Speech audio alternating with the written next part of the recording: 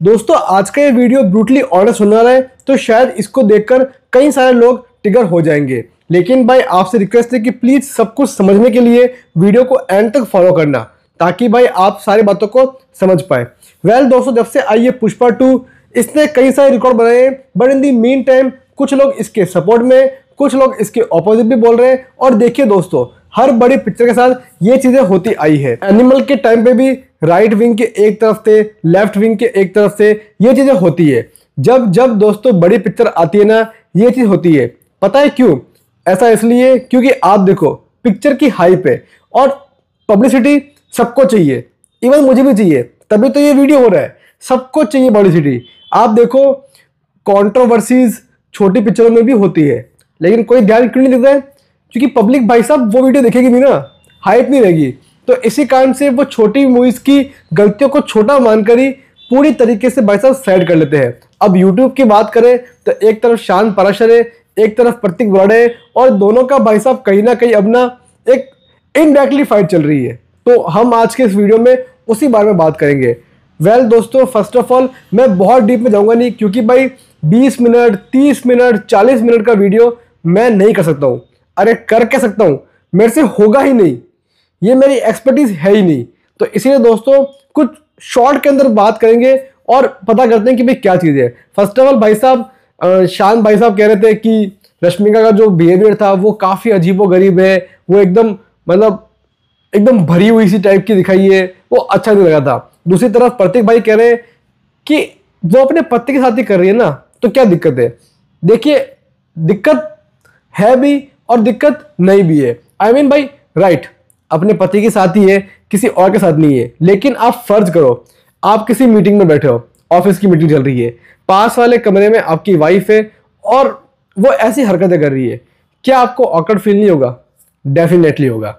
Yes I know, पति पत्नी का अपना रिश्ता है, लेकिन यार हर जगह थोड़ी ना शुरू हो जाएंगे, उसका भी एक दायरा रहता है ना।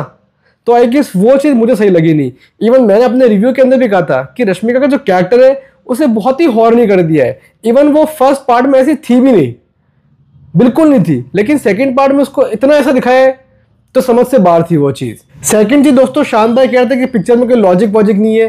अरे मेरे भाई, कोई भी मास मूवी उठाओ, मास मूवी में लॉजिक नहीं होता है, क्योंकि जहाँ लॉजिक शुरू होता है ना, वहाँ मास का मास खत्म हो जाता है। इसलिए आप कोई मूवी उठा के देखो, आपको कौन सी मूवी अच्छी लगती है मास मूवी में? जवान की तारीफ की थी ना, जवान के अंदर भी लॉजिक नहीं था। कभी भी मासेस काइंड ऑफ पिक्चर में लॉजिक नहीं होता है, ये पता नहीं क्यों लोग भूल जाते हैं। चाहे वो पिक्चर अच्छी बनी हो, बुरी बनी हो, वो सेकंड बात है, लेकिन लॉजिक तो होना ही नहीं है। आप कोई पिक्चर उठा के देखो, वहाँ लॉजिक नहीं होता है। मतलब ये पिक्चर होती है मासेस के लिए यार, जाओ बढ़िया एंजॉय करो। हम जो लाइफ में खुद नहीं कर पाते, वो हम बड़े पर्दे पे देख के ऑर्गेज्म लेते हैं। यही भाई साहब होता है, यही होता है एक मास काइंड ऑफ सिनेमा। और देखिए, आप कितना भी कह लो class class class, 2 class movie अगर चलती है ना, तो उस पर 10 मास मूवी चलती है। ये रेशियो रहता है। क्लास मूवी के लोग तारीफ करते हैं ओटीटी पे आने के बाद, सिनेमा घर में ऐसी मूवीज देखने कोई नहीं जाता है। आप कितनी भी क्लासिक पिक्चर बना दो और आप देख लो, वो सिनेमा घर में चलेगी क्या? नहीं चलेगी। लेकिन जहाँ मास है, वहाँ ऑडियंस भाग के आती है। कारण यही है, ऑडियंस को इस टाइप का सिनेमा पसंद है। और ऐसा नहीं है इंडिया में, फॉरेन के अंदर भी ये चीज़ है। वहाँ पर ही मासेस मूवी की डिमांड पूरी तरीके से है। हम ये नहीं कह सकते कि खाली इंडिया में, ये चीज़ें बाहर भी होती है। अब दोस्तों एक चीज़ को लेकर काफ़ी ज़्यादा बातें हुई है, और वो ये कि भाई साउथ की मूवीज़ कल्चर को काफ़ी आगे ले जा रही है, मतलब हिंदुज़म की बातें कर रही है। देखिए, नो डाउट यहाँ पर ये चीज़ थी और बहुत कमाल तरीके से यूज़ की गई है। लेकिन हमें एक चीज़ समझनी होगी कि यहाँ पर हमारा जो हीरो है ना, वो कोई गुड नहीं है। यस वो अपनी फैमिली की केयर करता है, लेकिन वो स्मगलिंग भी कर रहा है। वो कहीं ना कहीं हमारी जो गवर्नमेंट है उसके खिलाफ ही है। हाँ, वो सिस्टम से लड़ नहीं रहा है। जो पुलिस वाला शेखावत, वो भी करप्ट है, वो भी सही नहीं है। लेकिन क्या स्मगलिंग सही है? स्मगलिंग का पैसा कहाँ कहाँ पहुँचता है और क्या क्या चीज़ें होती है, सबको मालूम है। ह्यूमन ट्रैफिकिंग से लेके टेररिज्म हो, हर जगह स्मगलिंग का पैसा होता ही है। ये सब चीज़ें आपस में इंटरलिंक है। तो हम ये नहीं कह सकते कि ये कल्चर को बढ़ावा देकर हम कुछ भी दिखा देंगे। वो चीज पॉइंट में प्रतीक भाई गलत है। अब दोस्तों अगला पॉइंट मेरा ये है कि भाई मूवी को एंटरटेनमेंट की तरह से लेना चाहिए, लेकिन भाई ये बात कभी राइट विंग के लोग समझते नहीं है और कभी लेफ्ट विंग वाले नहीं समझते।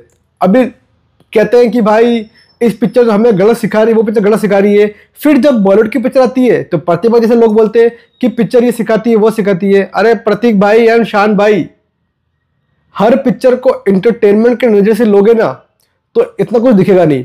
हाँ, अगर मूवी में सिर्फ प्रोपोगेंडा और सिर्फ प्रोपोगेंडा ही है तो भाई साहब इसे पूरी तरीके से हमें लैश करना चाहिए। लेकिन यार जो मास काइंड ऑफ पिक्चर है वो प्रोपोगेंडा से परे होती है, उसमें होता है एंटरटेनमेंट। अब प्रतीक भाई केजीएफ को बहुत लताड़ रहे थे कि भाई इसमें ये आइडियोलॉजी है वो है, कहीं ना कहीं केजीएफ में वही है कि भाई हम स्मगलर को कहीं ना कहीं एक हीरो की तरह पेश कर रहे हैं, वो भी गलत है। मैं पर्सनली मानता हूं कि मूवी एंटरटेनमेंट के लिए होती है, इसीलिए मैं आइडियोलॉजी पर तब तक बात नहीं करता हूं जब तक वो आइडियोलॉजी जबरदस्ती ठूसी ना गई हो या फिर सिर्फ फोकस आइडियोलॉजी पर ही हो। मैंने पुष्पा के रिव्यू के अंदर भी चीज कही थी कि भाई मूवी एक्स्ट्राऑर्डिनरी बिल्कुल नहीं है, लेकिन हाँ मूवी खराब भी नहीं है कि हम बिना मतलब ही भाई साहब उसकी बुराइयां करते रहे, ऐसा कतई भी नहीं है। शान भाई का एक पॉइंट मुझे काफी गलत लगा और वो ये था कि ऑडियंस छपरी है, ऑडियंस गवार है, अनपढ़ है।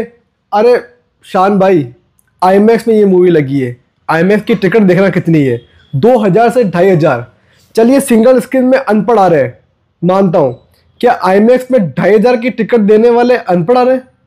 या समझो ये चीज, देखिए यार ऑडियंस से हम है, ऑडियंस ने हमें बनाया है, आज जिस पोजीशन में हम पहुंचे ऑडियंस की मेहरबानी है। तो प्लीज यार ऑडियंस को गाली देना बंद करो, जो हमें गाली दे रहा हो उसको दबा के गाली दो। लेकिन ऐसे ऑडियंस को बोलना कि आप छपरी हो, पढ़े लिखे नहीं हो, अनपढ़ हो, गवार हो, लो क्लास हो, ये सही नहीं है, लिटरली ये सही नहीं है। भाई मूवीज चल रही है, क्यों?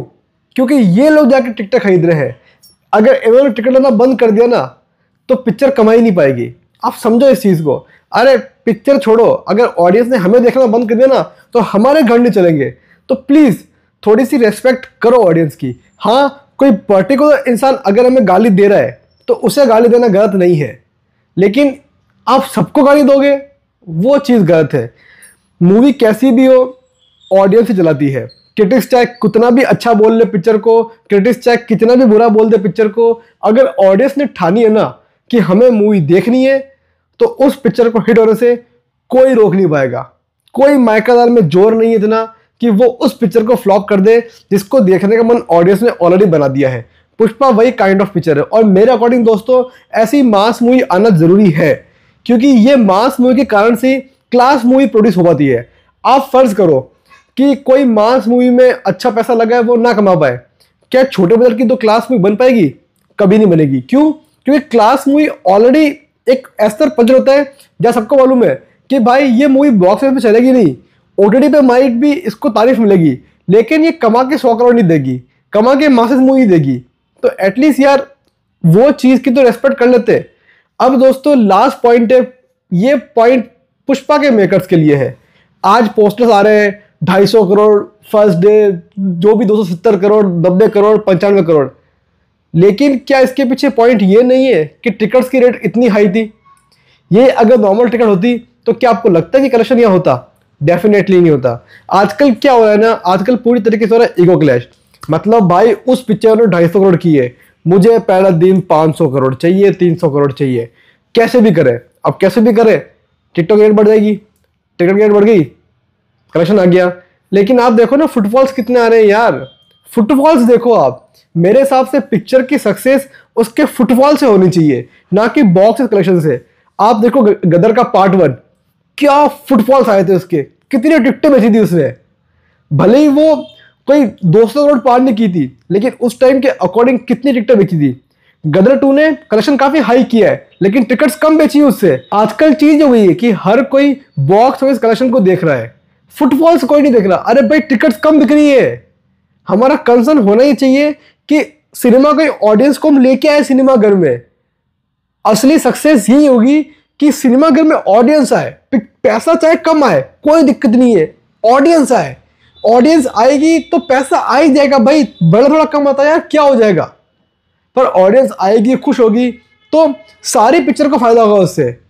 अब देखिए होता क्या है, अब पुष्पा के अंदर लोगों ने पैसा फूंक दिया, अब इसके बाद की आने वाली 3 पिक्चरों में कोई नहीं आएगा। क्यों? सबकी भाई साहब जेबें खाली। यही अगर टिकट नॉर्मल होती तो लोग ये भी देखते, लोग वो भी देखते, लोग वो भी देखते, इससे फायदा तीनों पिक्चर को होता।